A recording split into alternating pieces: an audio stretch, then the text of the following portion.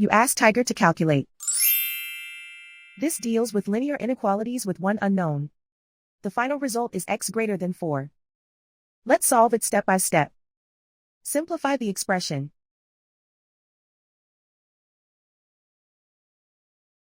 Swap sides.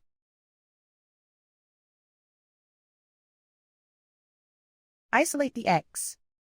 Divide both sides by 6.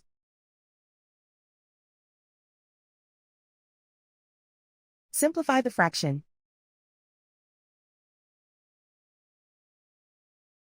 Find the greatest common factor of the numerator and denominator.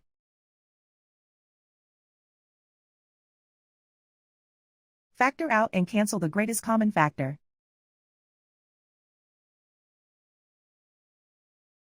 Plot the solution on a coordinate grid. And so the final result is x greater than 4.